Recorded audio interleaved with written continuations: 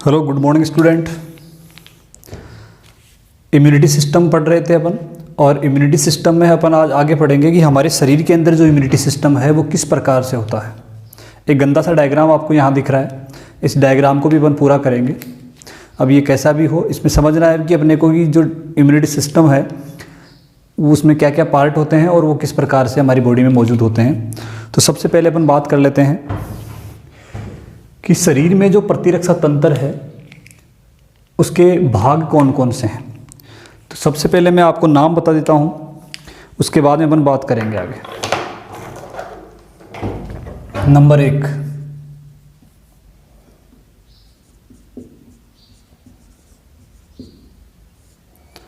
लसिका अंग, लसिका उत्तक, lymphoid organ और लिम्फोइड टिश्यू, ये दो चीज़ हैं। उसके बाद में देखो इसके अंदर कुछ सेल्स होती हैं जिनको आप कह सकते हो सेल्स, कोशिकाएं या लसिका अणु। आई बात समझ में? लिम्फोइड ऑर्गन, लिम्फोइड उत्तक ऑर्गन, सेल्स, लसिकाणु, और लास्ट में मैंने आपको ये कहा था कि हमारा जो इम्यून सिस्टम है वो कुछ इस प्रकार की प्रोटीन का फॉर्मेशन करता है जो क्या करती है, उस एंटीजन को नष्ट कर देगी। तो वो होता है घुलनशील अणु, घुलनशील अणु। इसके लिए आप कह सकते हो एंटीबॉडी। ठीक है बच्चों, अब अपन यहाँ बात करें इस डायग्राम की। ये आपको याद रखना है कि घुलनशील अणु के रूप में क्या नाम लिया है हमने। देखो इस इम्यून सिस्टम के अंदर यहाँ एक स्ट्रक्चर होती है जिसको कहा जाता है थाइमस। इसको हिंदी में भी थाइमस ही कहते हैं और इंग्लिश में भी थाइमस ही कहते हैं। थाइमस की कहानी ये रहेगी कि जब एक छोटा बच्चा होता है तो उसका जो थाइमस की साइज है वो बड़ी होती है, बट जैसे जैसे उसका यौनावस्था आएगी ये सिकुड़ता जाएगा, छोटा होता जाएगा, और वृद्धावस्था जब आती है तो ये लगभग नष्ट हो जाता है। तो थाइमस जो है वो सबसे मेन इम्पोर्टेंट या प्राथमिक जो ऑर्गन है लिम्फोसाइट का, वो क्या रहेगा? थाइमस रहेगा। क्योंकि थाइमस जब है तो इम्यून सिस्टम ज़्यादा रहता है, थाइमस नहीं है तो इम्यून सिस्टम बिगड़ जाता है। कई बार क्या होता है, किसी कारणवश जो थाइमस है वो नष्ट हो जाता है या कमज़ोर हो जाता है, छोटा हो जाता है, तो उस कारण से उस व्यक्ति की इम्यून सिस्टम क्या हो जाती है? गिर जाती है। ठीक, इसके अंदर जैसे कुछ पार्ट अपन कहें कि ये जो पार्ट है इस ह्यूमन की बॉडी का, यहाँ पर है लिम्फोइड ग्लैंड्स, और ये जो ब्लैक कलर में आपको दिख रही है इनको कहते हैं लिम्फ वेसल्स, लिम्फ वेसल्स। देखो क्या पढ़ा, शरीर में जो प्रतिरक्षा तंत्र है उस प्रतिरक्षा तंत्र के अंदर हमारे पास में, या हमारा जो प्रतिरक्षा तंत्र है उसके अंदर क्या होगा? लिम्फोइड ऑर्गन होगा। मैं देखो यहां पे लिख देता हूं,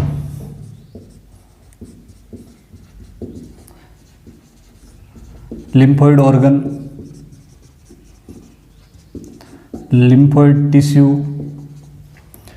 और सेल्स या लिम्फोसाइट, और ये आ जाएगी सोल्यूबल जो मॉलिक्यूल है वो क्या आ गया? एंटीबॉडी आ गई। क्लियर? यहाँ पे आपको ध्यान रखना है ये चार नाम। लिम्फोइड ऑर्गन कौन कौन से होते हैं, मैं इसको आप इसमें यानी कि जो पॉइंट अपन आज डिस्कस करेंगे उसमें मैं आपको पढ़ाऊँगा कि लिम्फोइड ऑर्गन कौन कौन से होते हैं, कहाँ पर होते हैं और उनका काम क्या है। देखो लिम्फोइड ऑर्गन से यदि क्वेश्चन आएगा तो क्या पूछेगा वो कि पहली बात लिम्फोइड ऑर्गन होता क्या है। क्लियर? तो लिम्फोइड ऑर्गन होता क्या है, हम पढ़ रहे हैं प्रतिरक्षा, इम्यूनिटी पढ़ रहे हैं, तो आपको सीधा सा ये मतलब निकालना है कि लिम्फोइड ऑर्गन किससे संबंधित है बच्चों? इम्यूनिटी सिस्टम से संबंधित है। लिम्फोइड ऑर्गन क्या होता है ये हमें समझ में आएगा इसके काम से, कि ये एंटीबॉडी फॉर्मेशन के लिए काम कर रहा है या कुछ ऐसी सेल्स लिम्फोसाइट्स का फॉर्मेशन कर रहा है, तो ये लिम्फोइड ऑर्गन हो गया। कौन कौन से हमारे शरीर में लिम्फोइड ऑर्गन हैं? अब यहाँ पे आपको ये चीज़ देखनी है कि लिम्फोइड ऑर्गन जो होते हैं वो दो होते हैं, जिसको डिवाइड करते हैं बच्चों प्राथमिक और द्वितीयक, प्राइमरी और सेकेंडरी। समझ पा रहे हो? लिम्फोइड ऑर्गन जो है वो प्राइमरी होता है और सेकेंडरी होता है, ठीक है। उसके बाद में लिम्फोइड टिश्यू, ऐसा नहीं है कि हमारी बॉडी के जो कंप्लीट टिश्यू हैं वो सारा लिम्फोइड या लिम्फोसाइट के लिए काम करेंगे, नहीं। कुछ होते हैं विशेष प्रकार के जहाँ पे लिम्फ नोड हैं, लिम्फ वेसल्स हैं, या जहाँ पे उनका स्टोरेज होता है, कुछ ऑर्गन्स वहाँ पे काम करते हैं, उसको लिम्फोइड टिश्यू के अंदर इंक्लूड करते हैं। उसके बाद में जो इनसे बनेगा उसको कहेंगे लिम्फोसाइट, लसिकाणु या सेल्स। और जो इसका लास्ट पार्ट हो जाएगा एंटीबॉडी। एक बार आपको साइड में ये आपको केवल नोट करना है, इसके जैसे नोट्स मैंने आपको लास्ट वीडियो में दिए थे उस प्रकार से मैं आपको नोट्स सेंड कर दूंगा, तो ये आपको पॉइंट अलग से नोट कर लेने हैं, ठीक है। कंजूसी नहीं करनी, ऐसे नहीं कि नोट्स तो आ ही रहे हैं, इनको हम क्यों नोट करेंगे, ज़रूरी है इनको नोट कर लेना। हो सकता है मैं नोट्स 3 दिन बाद में भेजूँ, इसलिए इनको आज नोट करना ज़रूरी है। नोट कर लो इसको।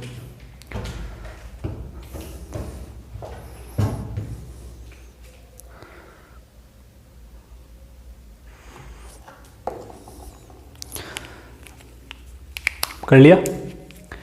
अब मैं आपको बता देता हूँ कि लिम्फोइड ऑर्गन क्या होता है। तो बच्चों लिम्फोइड ऑर्गन की बात करते हैं, फटाफट करो, ये छोटा सा ये भी बना लेना।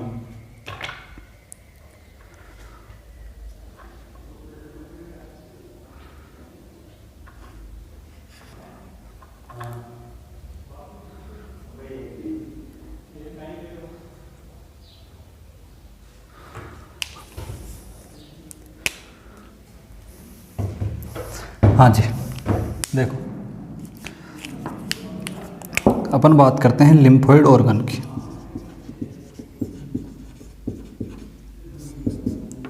लिम्फोइड ऑर्गन जो हैं ये ऐसे अंग हैं जहाँ पर लिम्फोसाइट जो होती है, लिम्फोसाइट का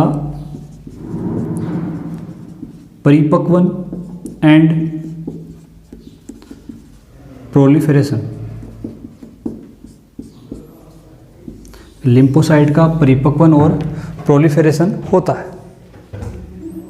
ठीक है। इसके साथ यदि अपन बात करें लिम्फोइड ऑर्गन कौन कौन से होते हैं, तो यहाँ पे नाम आते हैं बच्चों, एक तो बताया मैंने आपको थाइमस, दूसरा नाम आता है बोन मेरो, ठीक है बच्चों, थाइमस और बोन मेरो। लिम्फोइड ऑर्गन का यानी कि अब आपके सामने एक क्वेश्चन कंप्लीट हो गया है आपका कि लिम्फोइड ऑर्गन क्या होता है, कि लिम्फोइड ऑर्गन वे ऑर्गन है, वे अंग हैं जहाँ पर लिम्फोसाइट का परिपक्वन होता है, इनकी उत्पत्ति होती है और प्रोलिफरेशन होता है, ठीक है। उत्पत्ति, परिपक्वन और प्रोलिफरेशन, ठीक है, ये याद रह जाएगा। लिम्फोइड ऑर्गन, लिम्फोसाइट की उत्पत्ति, उसके बाद में उसका परिपक्वन और प्रोलिफरेशन, विभेदन होता है। अब आपसे पूछा जाए कि लिम्फोइड ऑर्गन कौन कौन से हैं, थाइमस और बोन मेरो। कौन कौन से हैं, थाइमस और बोन मेरो, ये भी आप नोट कर लो सीधा सा शॉर्ट में।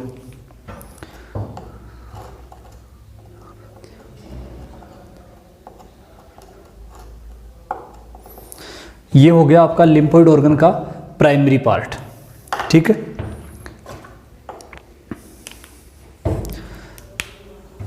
याद रखना, बताया मैंने प्राइमरी लिम्फोइड ऑर्गन,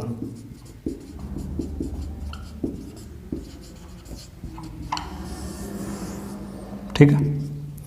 अब यदि अपन सेकेंडरी ऑर्गन्स की बात करते हैं तो लिम्फोसाइट जब बन जाती है तो लिम्फोसाइट बनने के बाद में कुछ ऐसे ऑर्गन्स हैं हमारे जिनमें वो जाके स्टोर होता है, तो वो सारे क्या आ जाएंगे, लिम्फोइड, सेकेंडरी लिम्फोइड ऑर्गन। ये आपने नोट कर लिया।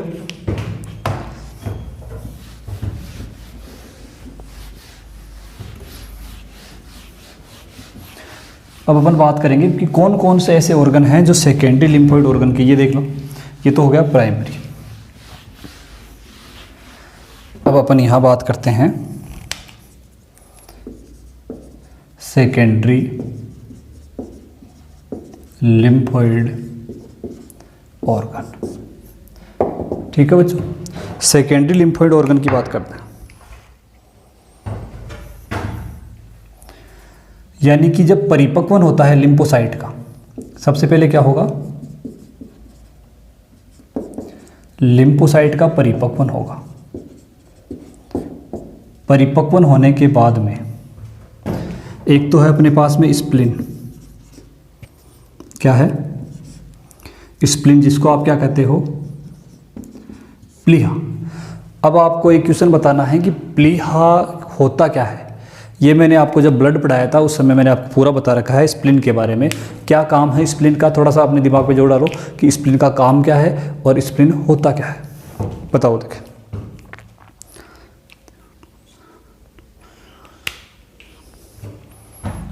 आया कुछ याद?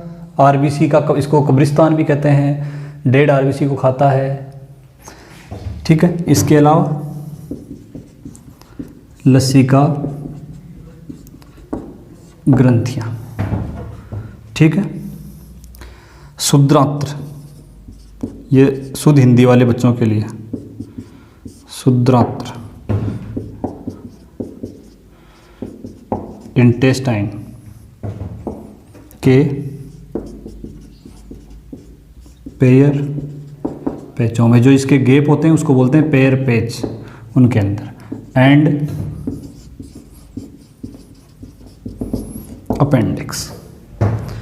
लिम्फोसाइट का परिपक्वन होगा और परिपक्वन होने के बाद में ये जो नाम मैंने आपको बताए हैं वहाँ पर ये जाके स्टोर होते हैं।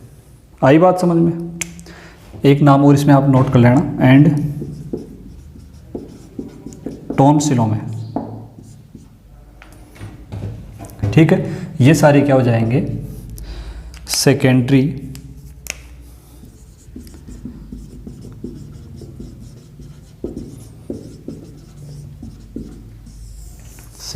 Lymphoid organ, secondary lymphoid organ. देखो इधर हमने अभी पढ़ा हमारे शरीर में जो प्रतिरक्षा तंत्र है वो किस प्रकार से होता है, ठीक है। तो मैंने आपको कहा कि हमारे शरीर के अंदर सबसे पहले होता है लिम्फोइड ऑर्गन, ठीक है। लिम्फोइड ऑर्गन होते हैं, तो लिम्फोइड ऑर्गन में मैंने आपको कहा कि दो चीज़ें होती हैं, एक प्राइमरी होता है और एक सेकेंडरी होता है। प्राइमरी हम उसको कह रहे हैं जो लिम्फोसाइट का निर्माण करता है, उसका परिपक्व करता है और उसका विभेदन करता है। तो इसमें मैंने आपको ये कहा कि प्राइमरी लिम्फोइड ऑर्गन को हमने थाइमस और बोन मैरो का नाम दिया, क्लियर है। उसके बाद में मैंने कहा कि जब ये सब हो जाता है, लिम्फोसाइट का परिपक्वन हो जाएगा, तो उसके बाद में वो लिम्फोसाइट कहाँ जाएगी, उनको स्टोर करने वाले, उनको रखने वाले जो ऑर्गन्स होते हैं उनको क्या बोलते हैं, सेकेंडरी लिम्फोइड ऑर्गन। और उसके लिए हमने नाम किए हैं स्प्लिन, लसिका ग्रंथियाँ, इंटेस्टाइन के पेयर पेच, अपेंडिक्स एंड टॉन्सिल के अंदर, क्लियर है। इसको भी आप नोट कर लो।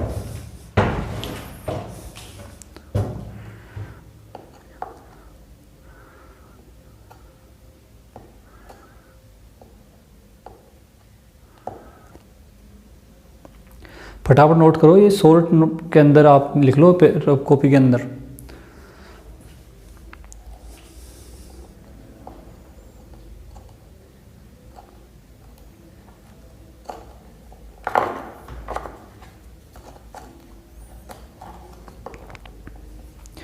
ठीक है, सेकेंडरी लिम्फोइड ऑर्गन के लिए अपन एक बात और ये कह सकते हैं कि यहाँ पर क्या आई बच्चों, यहाँ पर क्या आई, लिम्फोसाइट।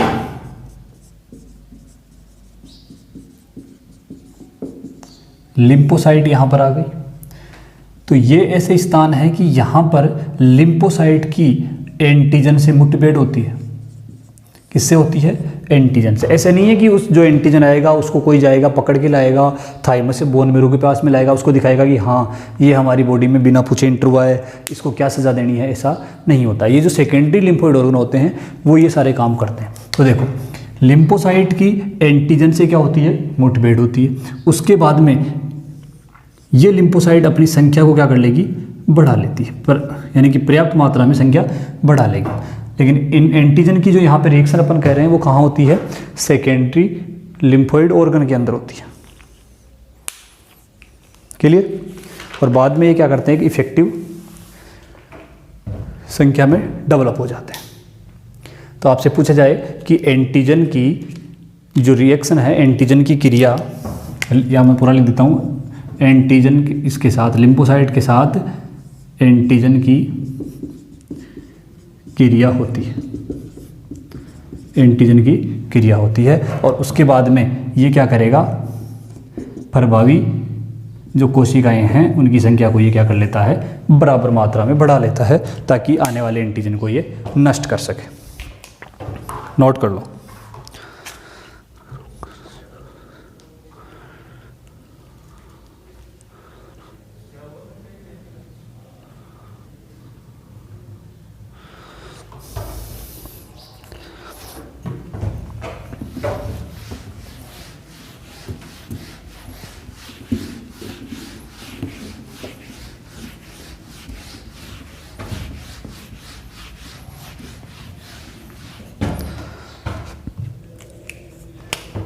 देखो अभी मैंने आपको ये कहा बच्चों कि बोन मेरो जो है वो प्राइमरी है, मेन है। मेन क्या है, लिम्फोइड ऑर्गन है। यहाँ पर आपको याद रखना है बच्चों कि बोन मेरो, सबसे इंपॉर्टेंट क्वेश्चन मैं बता रहा हूँ आपको यहाँ पे, कि प्राइमरी मेन लिम्फोइड ऑर्गन कौन होता है, बोन मेरो होता है। यहाँ पर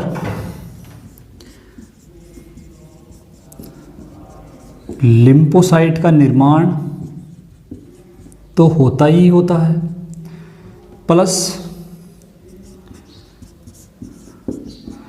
ऑल टाइप ब्लड सेल का भी निर्माण होता है।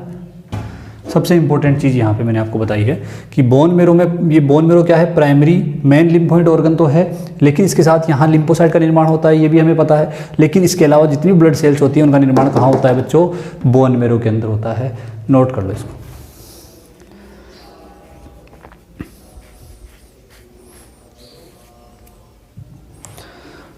अभी मैं आपको आगे बताऊंगा कि इसमें टी सेल, बी सेल भी होती है।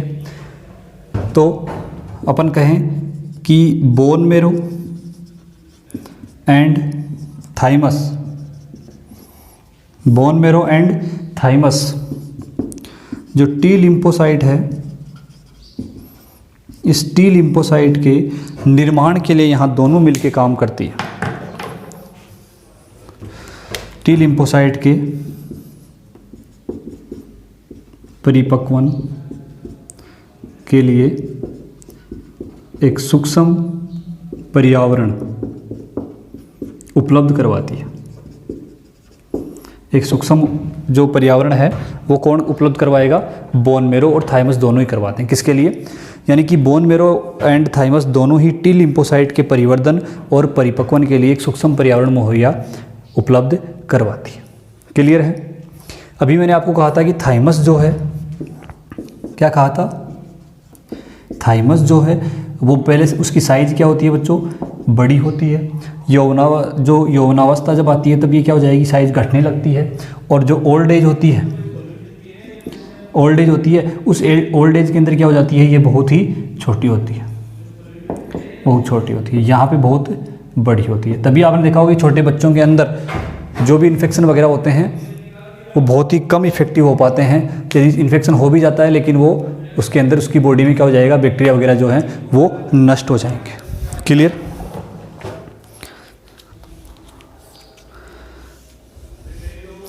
अभी मैंने आपको स्प्लिन के बारे में पूछा था, तो स्प्लिन के बारे में, स्प्लिन क्या करता है, मैंने आपको विथ डायग्राम बता रखा है कि स्प्लिन में जो भी मरी हुई आरबीसी आती है तो उनकी जो शेप होती है वो बिगड़ जाती है, और बिगड़ी हुई शेप को क्या करता है, स्प्लिन पकड़ के खा जाता है। खाने का मतलब वो उसके अंदर उनको रोक लेगा, उसके अंदर फंस जाएगी। जैसे हम कह रहे हैं कि ये हमारे पास में स्प्लिन के अंदर फिल्टर लगा हुआ है, ठीक है, और ये इसकी आरबीसी है, तो आरबीसी यहाँ से गुजर रही है, लेकिन इस आरबीसी की जो शेप है वो हंसियाकार हो गई है। जो नॉर्मली कैसे होती है, बाइकॉन की होती है, लेकिन वो क्या हो गई, चेंज हो गई, तो ये यहाँ से अटक जाएगी। जैसे ये अटकेगी ये इसको यहाँ ही पकड़ लेगा, बाकी इसमें से निकलती जाएगी और ये इसको यहाँ पकड़ लेगा, उसके बाद में इसको तोड़ देगा। तोड़ने के बाद में जो इसके अंदर जो इंपॉर्टेंट चीज़ें हीमोग्लोबिन है, ग्लोबिन प्रोटीन है, हिम पिगमेंट हैं, वो सारे अलग अलग काम आ जाएंगे। ये सारा मैंने आपको बता रखा है कि कौन सा कहाँ पर काम आता है। तो हिम पिगमेंट अलग काम आएगा, ग्लोबिन प्रोटीन अलग काम आएगी, बिलीरुबिन बिलीवर्डिन जो है वो सारे लीवर के लिए चले जाएंगे। कुछ जो काम की चीज़ें वो रख ली जाएगी, जो अपशिष्ट पदार्थ है उसको बाहर कर दिया जाएगा। तो ये काम होता है फिर स्प्लीन का। तो आप ये भी कह सकते हो कि जो स्प्लीन है हमारा वो ब्लड फिल्टर के लिए काम करता है, ब्लड फिल्टर के लिए काम करता है स्प्लीन। क्लियर?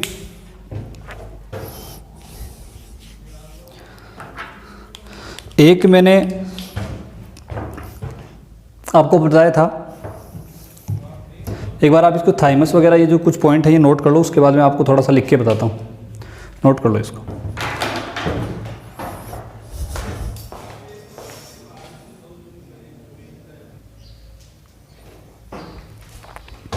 हाँ जी, ये देखना, हमारे जो प्रमुख जो हम कह सकते हैं ट्रैक्ट हैं बॉडी के, जैसे रेस्पिरेटरी ट्रैक्ट, डाइजेस्टिव ट्रैक्ट और रिप्रोडक्टिव और यूरिनरी ट्रैक्ट जिसको हमने कहा था, तो जनन मूत्र पथ हो जाएगा, पाचन का हो जाएगा और श्वसन का हो जाएगा।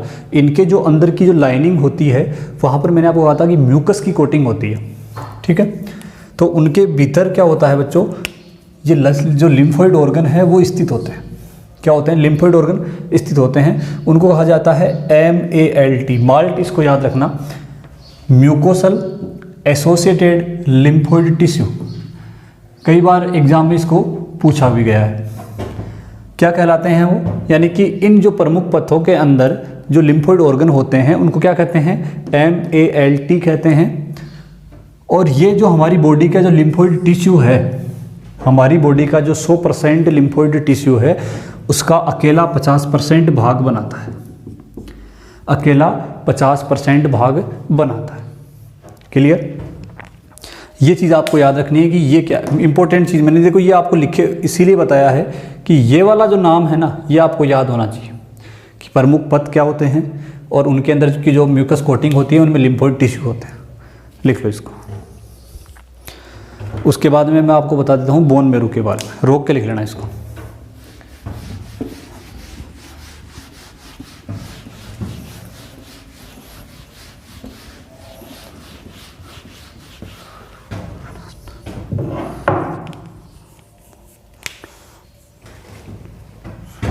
देखो बच्चों, मैं यहाँ से स्टार्ट करता हूँ। बोन मैरो, देखो बोन मैरो से क्या बनेगा? लिम्फोसाइट बनेगा, दिख रहा है?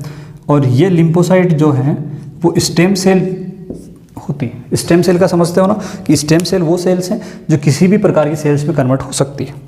अब यहाँ पे आपको देखना है कि इससे दो प्रकार की सेल्स डाइवर्ट होती हैं। एक होती है टी सेल और एक होती है बी सेल। आई बात समझ में? टी सेल में कुछ टाइप्स हैं यहाँ पे जो आपको याद रखने हैं। अभी एक बार आप नाम नोट कर लेना इसका। मेमोरी, संदमक, सप्रेसर,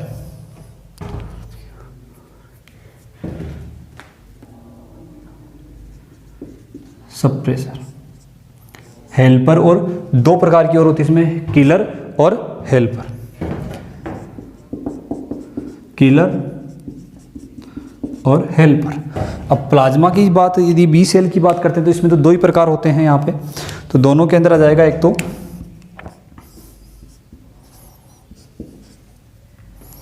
मेमोरी और दूसरी आ जाएगी बच्चों प्लाज्मा सेल। देखो क्या बताया मैंने आपको, बोन मैरो जो है उससे स्टेम सेल बनती है, लिम्फोसाइट बनती है। अभी तक मैं आपको ये बता रहा था कि बोन मैरो से लिम्फोसाइट बनती है और लिम्फोसाइट्स की क्रिया एंटीजन से होती है। अब उसमें भी देखो लिम्फोसाइट में भी दो चीज़ें आपको याद रखनी है, टी सेल होती है और बी सेल होती है। टी सेल में चार अलग अलग प्रकार की सेल्स होती हैं जिनको आप कहोगे टी मेमोरी सेल, ठीक है, T memory cell, T suppressor संदमक सेल, इसको बोलते हैं हिंदी में बच्चों संदमक सप्रेसर, ठीक है। किलर को मतलब मारने वाली, नष्ट करने वाली, और हेल्पर का मतलब सहायक कोशिकाएं। T memory, T S, T killer और T H. Clear. B cell जो होती है उसमें मेमोरी सेल होती है जो याददाश्त स्मृति के लिए, और प्लाज्मा सेल्स होती है वो एंटीबॉडी का फॉर्मेशन करती है। देखो यदि कुछ सेल्स यदि काम कर रही है तो उसको बोलते हैं cell mediated immunity system, CMIS, और यदि कुछ वहाँ पे एंटीबॉडी यदि काम कर रही है तो उसको बोलते हैं antibody mediated immune system, AMIS। अभी मैं इसको आपको आगे बढ़ाऊंगा। प्लाज्मा सेल जो होता है उसमें बच्चों क्या होता है, यहाँ पे एंटीबॉडी का प्रोडक्शन होता है, एंटीबॉडी प्रोडक्शन, एंटीबॉडी का प्रोडक्शन। अब आपसे पूछा है कि कौन कौन सी एंटीबॉडी है, तो यहाँ पे देखो आ जाएगा IgG, IgA, IgM, IgD, IgE, ठीक है। अब यहाँ पे आपको याद रखना है कि इसको बोलते हैं एंटीबॉडी मीडिएटेड इम्यूनिटी सिस्टम, या आप इसको कह सकते हो humoral immune system, humoral immune system. Clear.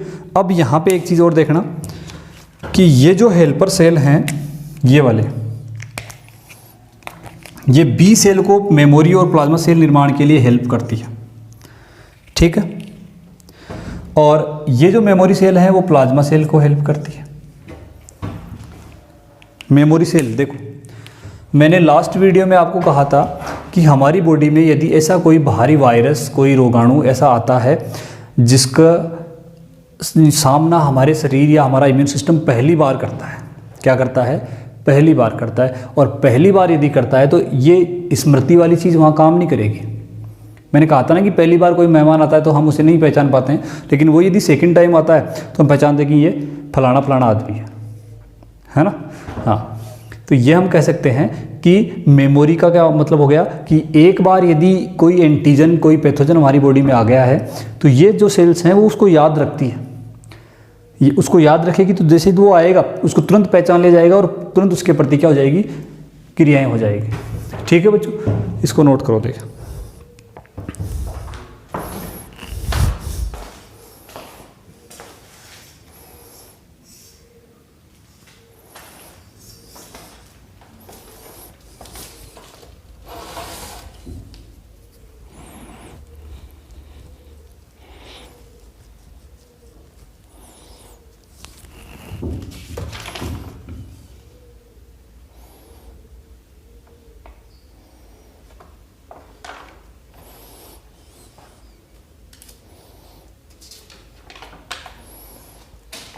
कर लिया। अब एक चीज़ और बता देता हूँ कि जो किलर सेल होती है वो एक प्रकार का विषैला केमिकल सिक्रेट करती है जिसको बोलते हैं साइटोटॉक्सिक, CMIS, ये यहीं से बन के आएगा आगे। क्लियर? ठीक है, यहाँ तक बोलो, हटा देता हूँ। इसकी सही कहानी जो है वो यहाँ से स्टार्ट होती है बच्चों की। दो प्रकार के पढ़ेंगे अपन, एक तो ये और एक पढ़ेंगे ये एंटीबॉडी वाला, जिसको अपन कह रहे हैं humoral immune system, antibody mediated immune system. ठीक है, एक आ जाएगा सेल मीडिएटेड इम्यून सिस्टम। तो यहाँ पे अपन लिख लेते हैं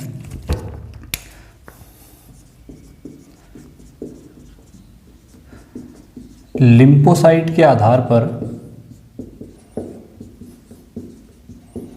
एक्टिव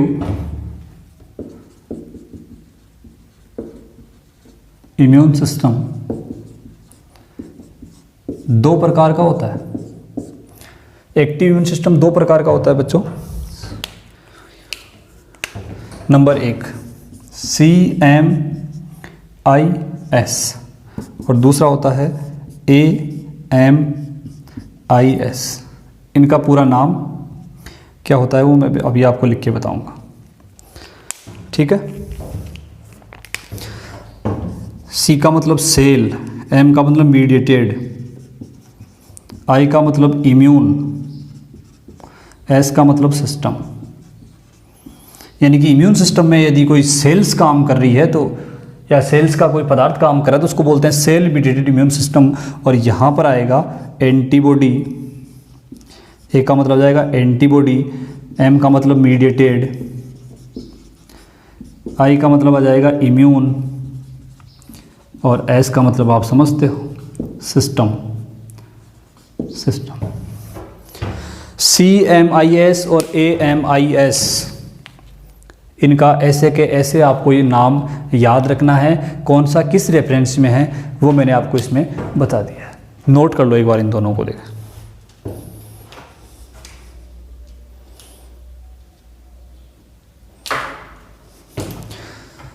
एक चीज़ और आपको यहाँ बता देता हूँ कि सेल मीडिएटेड इम्यून सिस्टम का दूसरा नाम क्या है? Cellular immune system. फिर आप कहोगे सर हमें तो पढ़ाया नहीं। CIS, ठीक है, CIS।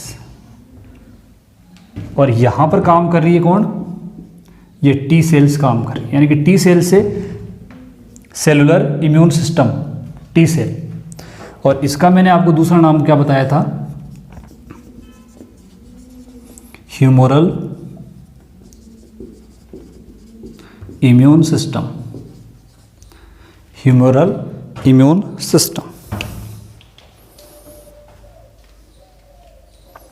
ठीक है। चलो CMIS आज पढ़ लेते हैं और AMIS अपन पढ़ेंगे कल, ठीक है। देखो ये आपने नोट कर ही लिया।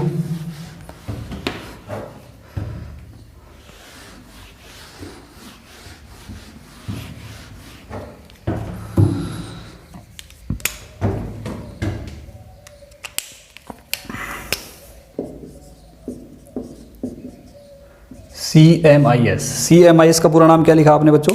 Cell mediated immune system, cell mediated immune system, ठीक है। देखो इसको अपन कह सकते हैं टी लिम्फोसाइट या टी सेल पर आधारित है।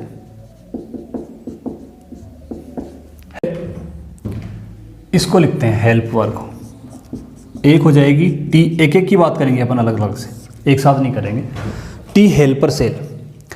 हेल्पर सेल का मतलब क्या है? हेल्प करना है। क्या करना है? हेल्प करना है। और हेल्प करने का मतलब मैंने आपको बताया था कि एक तो क्या है, बी सेल है, और एक क्या है बच्चों, टी सेल है। एक क्या है, बी सेल, और एक क्या है, टी सेल। बी सेल और टी सेल दोनों को ये क्या करती है? स्टिमुलेट करती है, पॉजिटिव फीडबैक देती है, इनको उत्तेजित करती है ताकि ये जाके आगे और सेल का निर्माण कर सके, ठीक है। उसके बाद में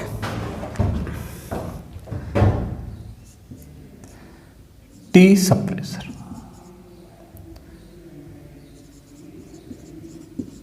ठीक है, टी सप्रेसर जो सेल है बच्चों, वो क्या करती है? एक विशेष प्रकार के केमिकल का सिक्रेशन करती है। इसको आपने क्या नाम दिया? लिम्फोकाइंस। और लिम्फोकाइंस क्या करता है? कोई भी यदि कोई ऊंचे ऊपर जा रहा है, ऊंचा उठ रहा है, तो उसको दबाने का काम कर रही है। उसके बाद में टी किलर। टी किलर जो सेल हैं, तो टी किलर सेल में क्या होता है कि ये जो हमारा स्वयं का जो एंटीजन है हमारे शरीर का, आपने नाम सुना होगा ऑटो इम्यून डिजीज, उनसे ये क्या करती है? प्रोटेक्शन, उनसे प्रोटेक्शन। नोट्स के अंदर आपको इनकी पूरी डेफिनेशन मिल जाएगी। उसके बाद में लास्ट है